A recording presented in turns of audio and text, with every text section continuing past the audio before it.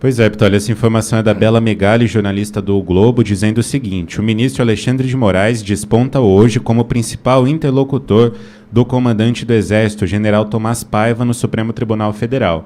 Na maior parte dos casos, os contratos partem do próprio general, os contatos, que buscam o magistrado para saber dados sobre integrantes da caserna investigados e tirar dúvidas em relação a cumprimentos de ordens judiciais. O contato mais recente envolveu informações preliminares sobre a promoção de um militar dentro da Força. Foi o caso da nomeação do general Richard Nunes para o segundo posto mais alto do Exército, de chefe do Estado-Maior. Antes de bater o martelo, Tomás Paiva contatou Moraes porque o nome do general surgiu durante o caso Marielle. Richard Nunes era secretário de Segurança Pública do Rio de Janeiro em 2018, quando a vereadora foi assassinada. O relatório da Polícia Federal aponta que ele foi o responsável por bancar o delegado Rivaldo Barbosa na chefia da Polícia Civil, isso apesar de o setor de inteligência da corporação não indicá-lo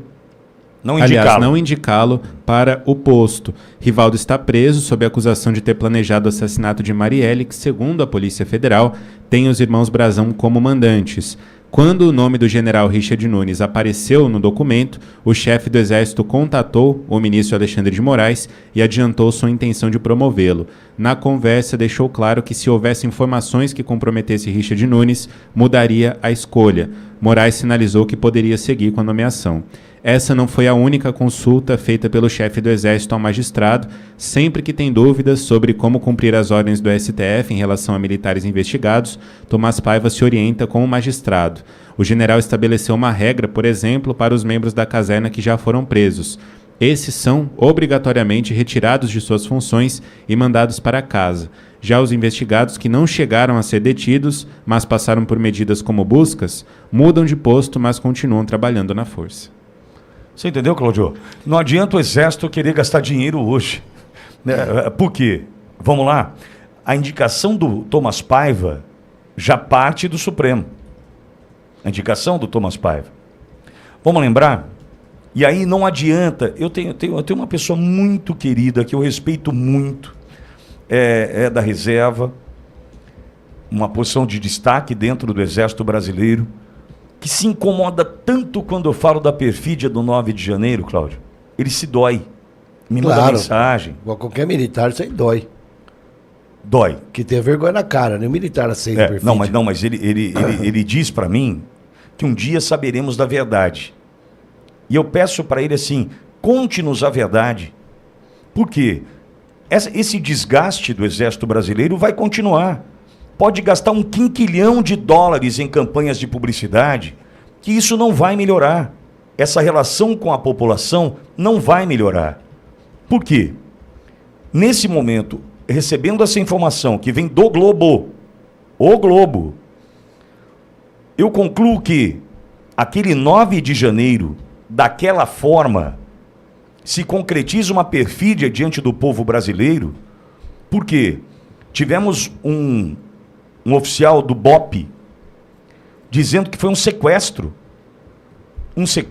e que para mim passa inevitavelmente por uma decisão que a gente já sabe de onde vem, que levou brasileiros inocentes para dentro de ônibus, dos ônibus que ali estavam, sem mandado de prisão, sem nenhuma informação clara do que aconteceria com eles, ficaram mais de 2 dias na quadra da Polícia Federal detidos, sem voz de prisão.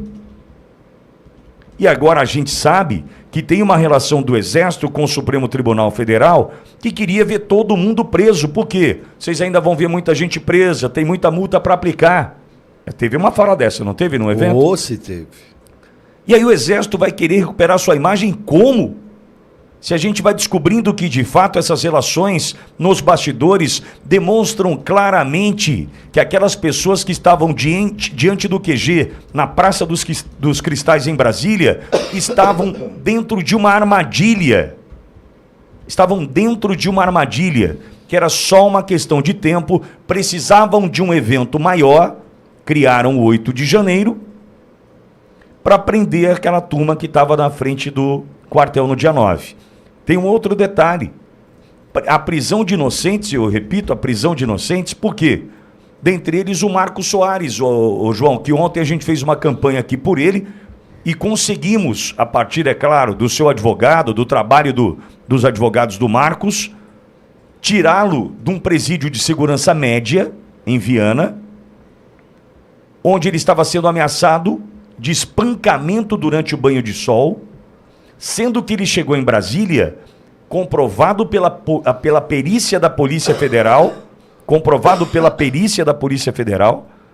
ele chegou em Brasília depois do episódio, chegou depois às 5 da tarde, e foi preso no dia 9, diante do QG. Que crime esse cidadão cometeu? Que crime? Ele chegou em Brasília dia 8, depois dos atos, e foi preso na manhã do dia 9, 6 da manhã. O que esse cidadão fez de errado? Quem prova isso é a Polícia Federal. A perícia da Polícia Federal. Esse cidadão, manter-o preso é abuso de autoridade. Cidadão ontem estava ameaçado de espancamento dentro de um presídio. Ele está preso porque ele descumpriu uma cautelar e acessou uma rede social, Cláudio. É esse o Brasil. Então, como é que o Exército vai querer recuperar prestígio se a gente vai descobrindo? É por isso que é um quebra-cabeça, hein? É um quebra-cabeça. Nós voltamos ao período de transição, do governo Bolsonaro para o governo Lula, para a indicação do Thomas Paiva, para a perfídia do dia 9, e o Exército decidiu, infelizmente, na pessoa do seu comandante, bancar o desprestígio para cumprir uma determinação que não parte da inteligência do Exército, parte de outro poder. É inacreditável, Cláudio. É mais uma demonstração clara e pública de como não existe mais o chamado devido processo no Brasil, a chamada democracia constitucional no Brasil. Nós temos uma percepção clara e legal de que quem está no Supremo está acima da lei, não tem que obedecer à lei.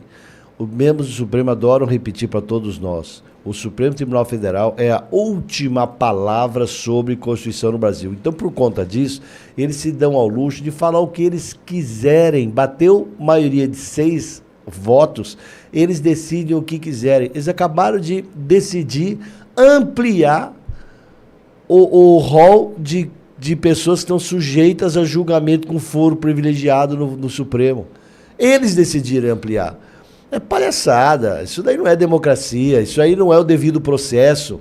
Nós não podemos viver numa sociedade onde algumas pessoas que são vitalícias, que são intocáveis, que não sofrem restrição de mandato, não sofrem impeachment, não sofrem nada, essas pessoas estão controlando o Brasil. Está descarado. E eles estão usando politicamente essa estratégia para amealhar apoio político, amealhar apoiadores em cargos pelo país todo, num aparelhamento de relações de poder. Por quê? Qualquer pessoa que é funcionário público, prestou concurso, está lá dentro e vai sair quando aposentar. Diferente de quem faz um cargo eletivo, que entra numa eleição e permanecerá pelo tempo do mandato. Então, todo mundo que está no mandato e todo mundo que está num concurso público fala assim: gente, para eu poder mamar nas tetas aqui e me garantir, onde eu posso pedir apoio político?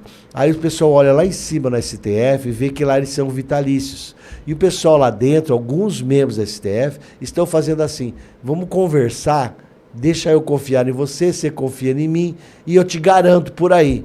Gente, o ministro, ele deu uma entrevista para a Rede Globo, para o Jornal Globo, dizendo que no 8 de janeiro o Lula falou com ele. Ele orientou, entra com pedido na AGU, a AGU faça assim, assado, e aí vai ser tomada uma decisão.